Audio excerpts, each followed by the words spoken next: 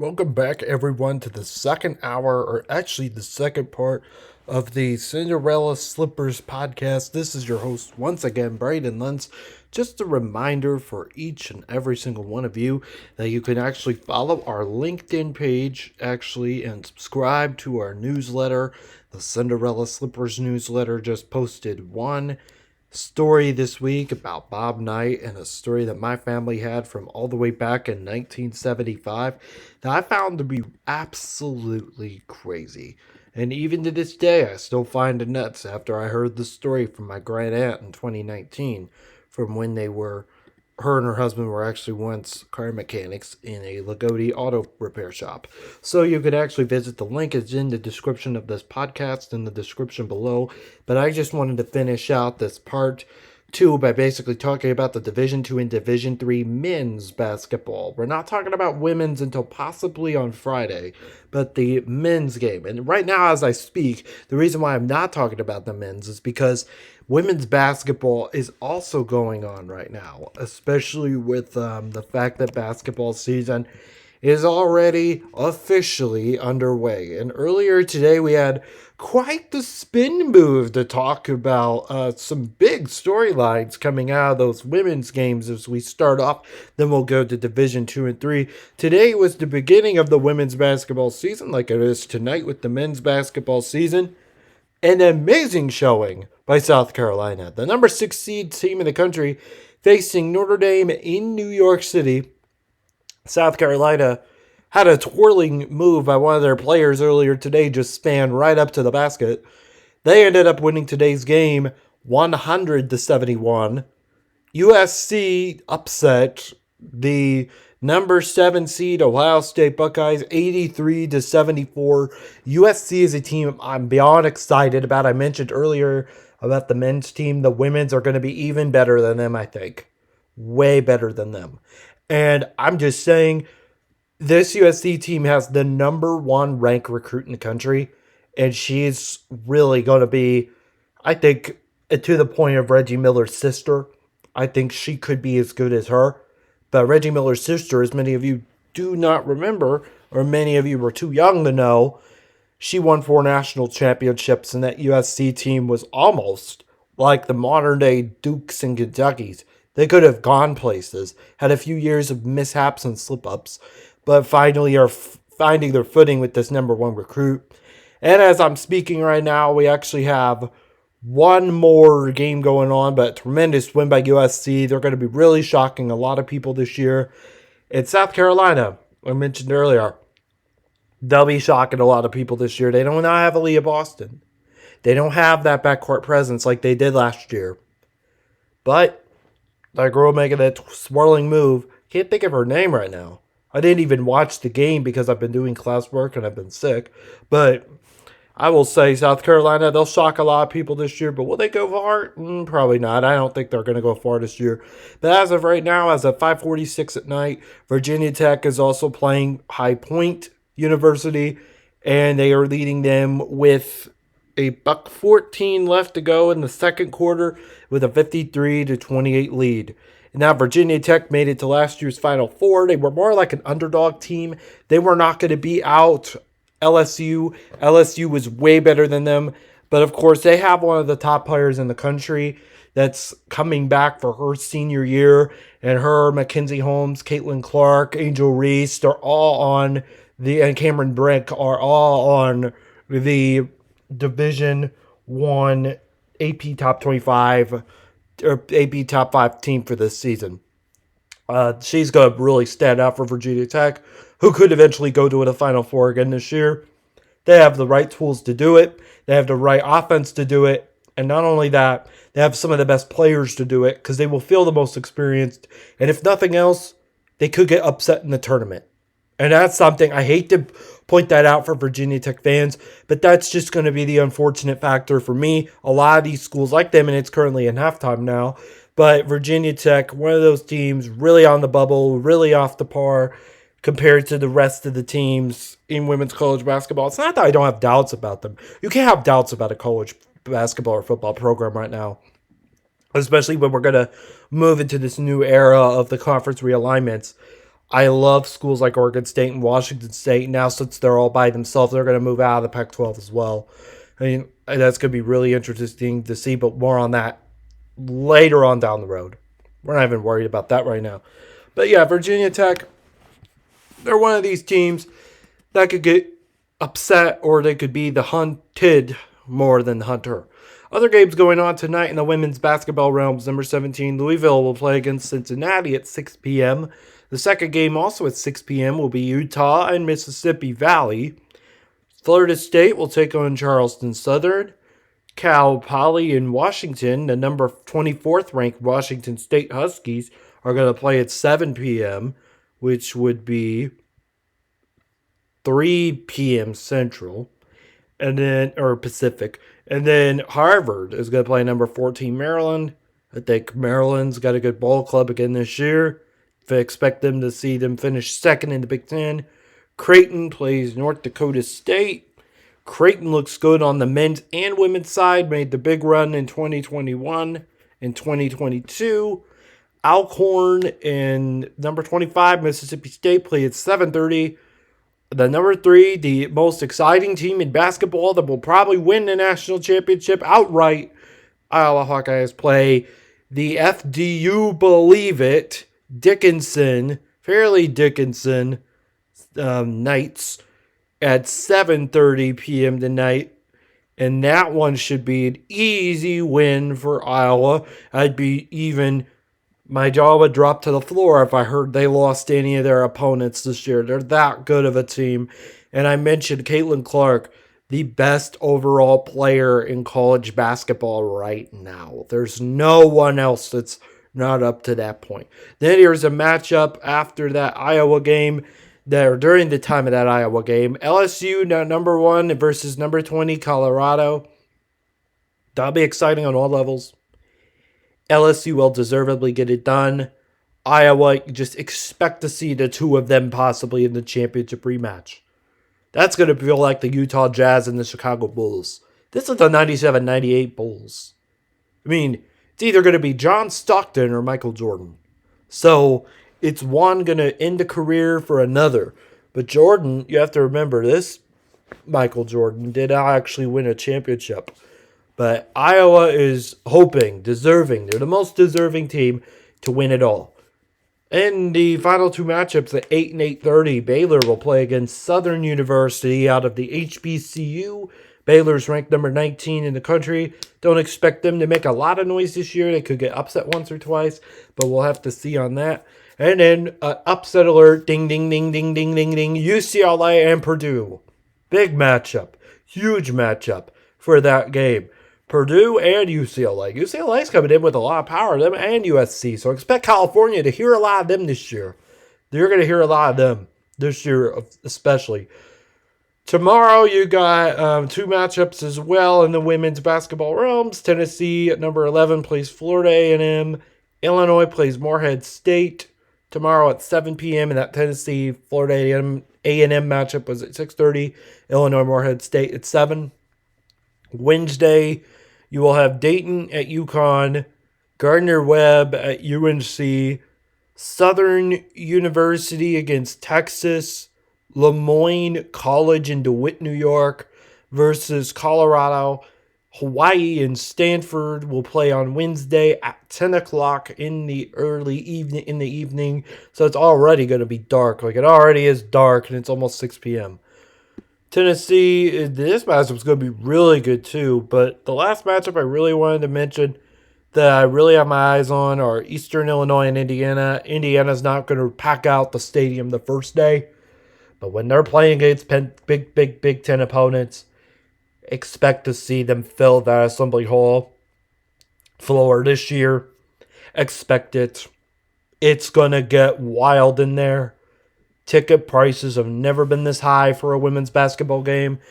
I can recall to you right now, that's the only time I've ever seen it this high. Since we've won that NIT in 2018, we've gone places. Here's what I'm going to say about Indiana. And I'm going to actually get to the Division II and Division III men's and women's basketball, or more men's basketball.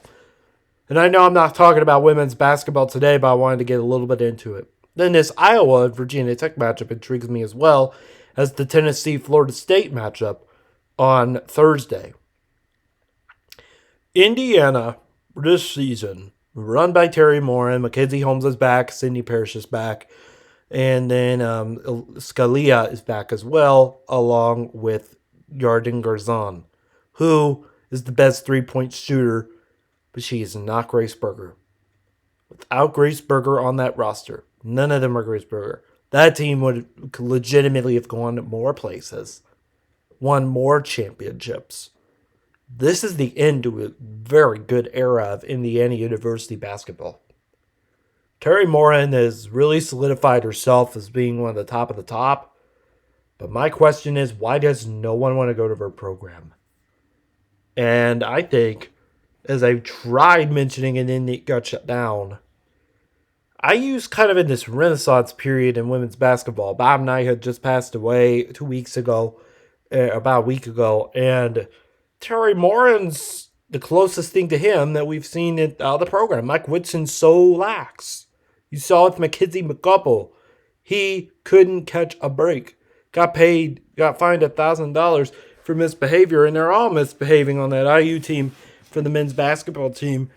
And more than before, the women's basketball team is a lot different than the men's. This is where you have a lot of fans, a lot of faithful who come out to these games but don't pack the stadiums against Charleston Southern or Tennessee Tech or someone like that. But then they're going to pack the gym for Purdue and Iowa. And let me tell you something. This will be the most exciting. This will not be like last year and the year before that. This season, I think Indiana's going to I think they're going to go places, finish second or third in the Big Ten Conference, not win the tournament. If we do win the tournament, I'd be stunned. And if we win the NCAA tournament, I'd be really stunned. But I don't think that's going to happen. This team does not have Grace Berger. It doesn't have Cardano Hillary. They were small and mighty and absolutely defended the floor like they were doing the last 2 seasons when that team was good. Against Miami, Grace Berger was not in front guarding that. Oh, crap. I can't think of her name right now. Okay, the Calvender twins. I had to think about that for a minute. The Calvender twin. And when we were guarding on her and Chloe Moore McNeil, yet she's one of the worst defenders I've ever seen play Indiana basketball. Worst defender. No one is like her. She tripped and fell against Caitlin Clark. She trips again and loses the ball when she could have made a pass for the 3 last year against Miami. I'm still pissed over that. Still, and it's November 6th. I'm still pissed. Who would want to deal with something like that? That game was humiliating near the end. Hard fought, but humiliating for reasons that are so comprehensive I'd like to talk about in another episode. But Indiana absolutely could win the Big Ten Conference, but not the NCAA tournament. I don't even see them getting ranked that high. They're going to have falls. They're going to have trips. This is not the team from last year. Last year, why they were so good was because of the 3-point shooting by Parrish, the great defending by Grace Berger, who took over the Mackenzie Holmes role that we saw 2 seasons ago when we were playing against Princeton and Mackenzie Holmes was just fiery. She was on fire. She was on fire that whole season. Grace Berger became the fire to their light to the torch this last season against the great offenses and defenses of great offenses of their time of Big Ten basketball. Nebraska they could guard out. Purdue they could guard out. Iowa they could guard out until the end. That was when we saw their flaws. This season we're going to see their flaws. We're going to see a lot of Indiana's flaws. They're not going to be the great team that we're going to see from years past. We're going to see them be hard to press, hard to cover. And people know now. I was even saying this last year. People know now what Indiana is doing to win games. They're going to take that film. They're going to crush them. They're going to destroy them. I'm not saying they're going 0-11. I'm saying they're going 7-7. I hate to say it, guys. I hate to say it for my future alma mater, and I love IU. I love the men's and women's basketball teams. But there's just something about this team that to me is just no. I'm not even going to watch it this year. I am going to watch it, of course. I didn't mean to even say that. I'm going to watch it, but I'm not going to watch them when they're going 7-7. It's like, who'd want to see that? And there's so many great teams in the Big Ten: Iowa, Nebraska, Purdue. Just some great teams. And then some other teams I can mention are, of course, Maryland, Iowa. They're just, it's just going to be very competitive in that Big Ten field this year. Like volleyball. It's a lot like the volleyball team. The Indiana volleyball team could literally be ranked as the number 12 seed in the Big Ten and still win the volleyball tournament. I'm not saying they'll finish 12th. I'm saying this women's team's going to show their flaws, and their flaws are really going to be known. And teams like Tennessee and Iowa and Michigan State are really going to take a hold of those mistakes. They're really going to. They're going to find a way to press. They're going to find a way to defend, and they're going to make Mackenzie Holmes weak. That's my big issue with this team this year. It's not that they're not going to do great things. I just think Indiana has a lot of defensive wounds that they need to repair because Grace Berger and Cardano Hillary and Ali Papberg are not there anymore. And they were great defenders. The best ones I've seen from that program. And in men's or women's. And I'm just saying, this team could have even done something even more unthinkable if they didn't lose to Michigan State last year, and that is they could have absolutely gone undefeated. But without that, we're showing their flaws. No one wanted them. They needed more press. First and foremost, they needed more press. But to end all this, I'm just saying Indiana's going to show a lot of flaws this year. This Eastern Illinois win will be a huge win. Maybe 100-59. Expect it. Dream it. But don't dream championships this year, Indiana. I don't see that happening. So that does it for my thoughts on the women's basketball games. I knew we were not actually going to be talking about that. I personally didn't even want to talk about it because I just, for some reason, I just did not want to. But, however, we have a lot to talk about in men's basketball as well. What ESPN calls the real basketball. I don't call it that, man. I don't call it that. Women's basketball this season's got to do some impressive things. They're going to be very impressive. Not just in Division 1, but also in Division 2 and 3. Division 2, actually, I have it on here. Division 3 hoops are going to look really exciting this year. I mean, Trine is a school that I really see making it big. They had a big run last year. And then on the Division II realm of men's basketball, which I'll get into in a minute, Kentucky Wesleyan. What a win against Louisville. What a win against Louisville. But more on that later. I know I don't want to get like here, there, and everywhere. So I'm going to just stick to the women's basketball. Trine's going to be a good team. Hope College last season. Shout out. I mean, I'm not even going to give that shout out. But actually, Hope College, very good team. They won season 2 years ago. They went undefeated. They were an impressive team. This team this team reminds me a lot of Iowa. They can shoot on the perimeter. They can shoot from three. They're great at defense. That's what they're really good at, and they've been good at that for almost 20 years. And Hope is better than it's ever been, but I expect to see upsets come out of Division 3. I don't see a lot, but I do see some. And I personally love this team, this Hope College team. They, of course, as I said, went undefeated. They have some great defenders coming back. It's an older team, which is one of the things I noticed even watching their games last year. It's like you see more seniors on there than you do freshmen. And Hope College is a really dominant team, but also trying could upset and rule the table. New York University, the former Division I powerhouse until the betting scandal got them in the 50s. And then, Trine and New York University are two of my favorites besides Hope College to maybe win a national championship. because of their dynamic pressure and the fact that, New York University has, of course, Natalie Bruns, Morgan Morrison, Megan Ballman, probably one of their best guards and underrated players. She's a senior, really attractive to the perimeter. It's just gonna be really fun to see those teams do really well this year, trying in New York University. But also, I'm just gonna say a lot on the table if you do think about it.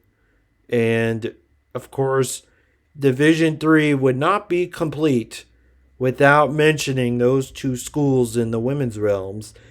For the men's side, the Division 3 players that I believe have a great advantage for me to actually know teams that I do see having a really good advantage, and I don't think it's listed on here. I don't think I had it in my notes.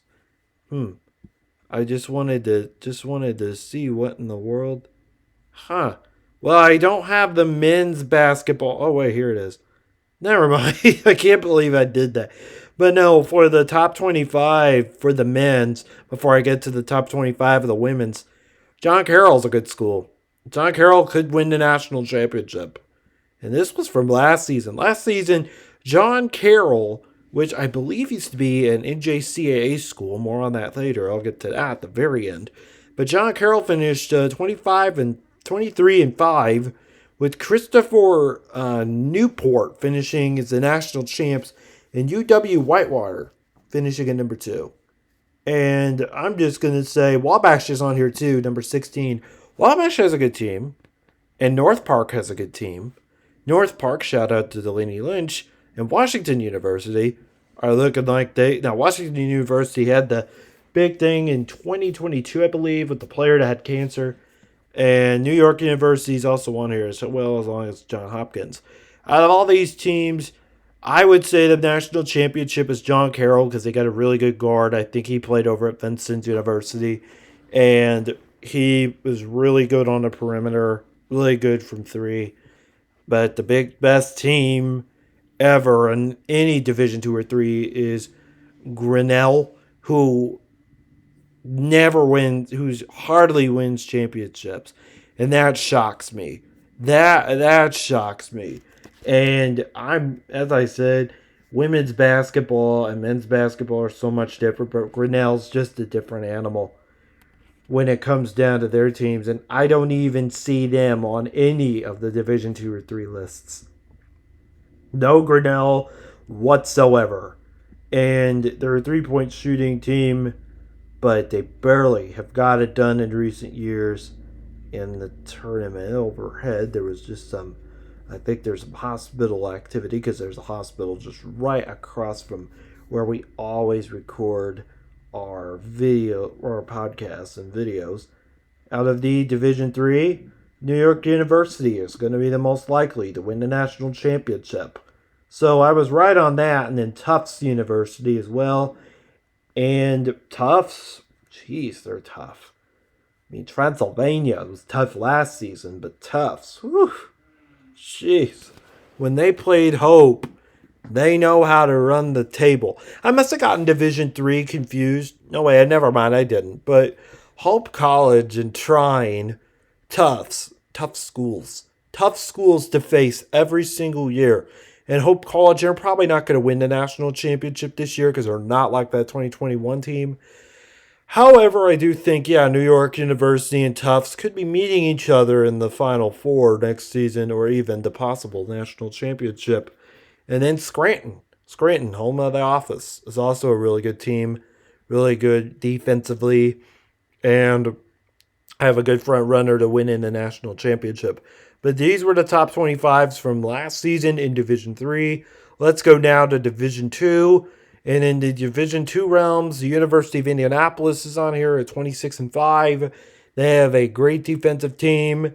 And I think out of all these schools, Minnesota, Duluth, I like to see the University of Indianapolis go farther, or even Indiana, Pennsylvania, one of these teams could go undefeated. Now, Nova Southeastern won the national championship last year. This year, I don't have them doing that, but I would like to see the University of Indianapolis or Indiana, Pennsylvania. I feel like either of those teams could go to national championship routes. I could not find hardly any information because it's really hard to find information for D2, but really easy to find information for D3. And yeah, I do think Indiana, Pennsylvania, or Indianapolis, Indiana is going to probably win the national championship for Division II this year. But as I said, it's hard telling. But some of the top players that I am actually looking out for this year are like Jackson Money from Northern State and Ethan Porterfield. He was a good player last year. I remember watching him. And that team, as they said on here, it's remarkable for them to, and this is from the NCAA.com, they say that's quite remarkable when you consider that IUP has gone 123-10 since 2018 and 19. The Crimson Hawks head coach Joe Lombardi, who actually talked about this first, talked to a reporter and said that Porterfield was one of the best players he's coached in the past 5 years. And he was really good last year. I remember watching him.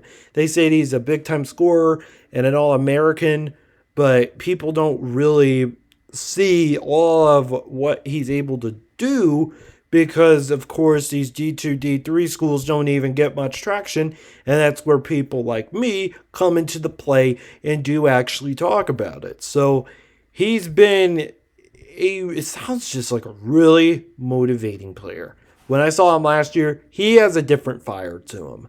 And it's Indiana, Pennsylvania team. The Hawks could go places. I mean, they really could.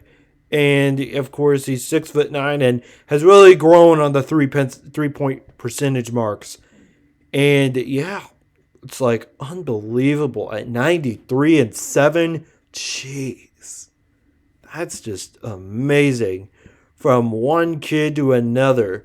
And one other player that I would actually be looking out for, who used to, and you have to remember, Southern Indiana used to actually be a Division II school before moving into Division I full-time. But Northwest Missouri State could be one of those teams that could actually go to in Division I one day. And that player, Bennett Straits, he was great too. Last year, finished as freshman of the year, while also leading the conference in field goal percentage and assist to turnover ratios. And is a dangerous three-point shooter, hitting 43.8% of his shots from downtown, and tenaciously, he's fantastic on defense. And he's second in steals. Wow. Jeez. But yeah, reading those things will make him probably very hyped. But out of all these players, there's only 5 on here that both the NCAA mentioned and that I mentioned. But Division II, this will be exciting. This will be really exciting again this year. Not much to say because I don't really have enough notes on Division II. I had more on Division III. So that does it for Division II and Division III's previews. The NJCAA, one of my heavy favorites, and this I'm going to wrap up the entire episode by talking about the NJCAA.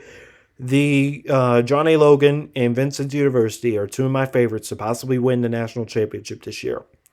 Vincent University, throughout the pandemic, I remember being there during the pandemic. As many of you do not know, I was a former Vincent University student before transferring full-time to Indiana University and then going to Ivy Tech and then back to IU because of behavioral, disciplinary reasons along with some sickness and illness. But more on that later. Probably another episode I'd mention that. But Vincent University has some of the top players. I think academically they are awful. They were awful even when I was there. But somehow, some way, they were able, this whole school somehow, some way has decided to turn the tables a little bit since I left. And they have been able to really rock and roll, to say the least. And they've really rocked and rolled last season to a quarterfinal NJCAA appearance. That's something they haven't done since before the pandemic. Now, you have to remember, in 2019, they played in the national title. That was their first title in 40 years. And that school has been in existence since 1801. And it's the oldest school in Indiana, the oldest college in Indiana. It's crazy. It's crazy to see that VU team do really well. But a lot of their guys that were causing trouble sound like they're gone. They are really hitting it from two and really improving as a unit. That John Thompson, I think his name was. No, John Franklin. Bad guy, good coach. Really bad guy, but a really good coach. I worked on their press in the pandemic years, and those years were just really fun to work with the coworkers I had.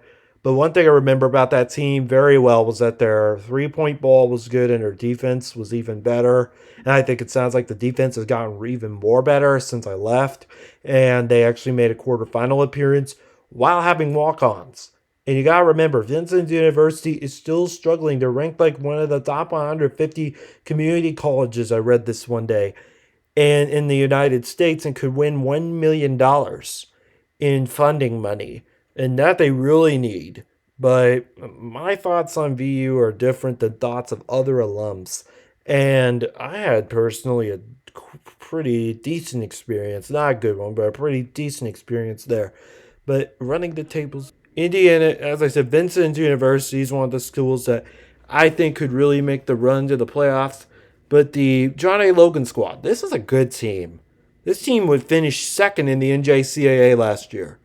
They've had some guys that really improved from the other year and improved from the COVID year. Of course, NJCAA is so much different.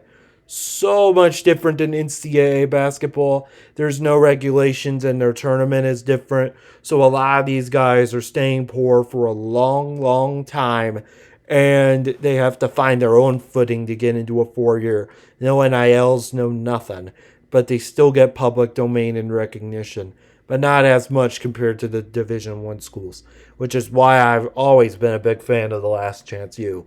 But John A. Logan and Vincent University are my two favorites to win the championship this year. High favorites, of course, for VU as a former, I shouldn't even say alum because I'm not even an alum, but as a former student, I wish them luck. As John A. Logan, I wish them luck.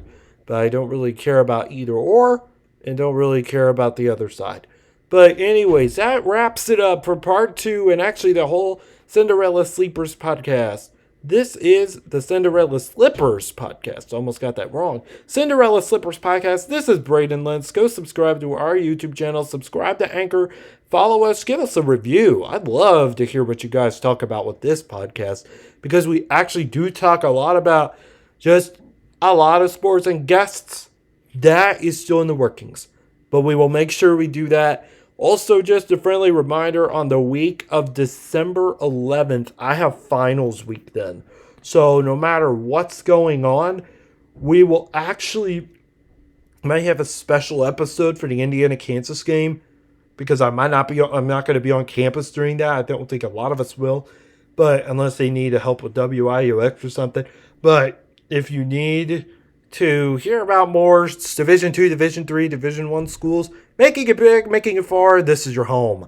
Thank you so much, everyone, for listening to the show. Have a great rest of your night, your day, whenever you're listening. Follow us on wherever you get your podcast, Apple's Podcast, Spotify, wherever. Have a great day, and I hope we can wear our slippers to see another team have one shining moment. Thanks, and have a good night, everyone. Take care.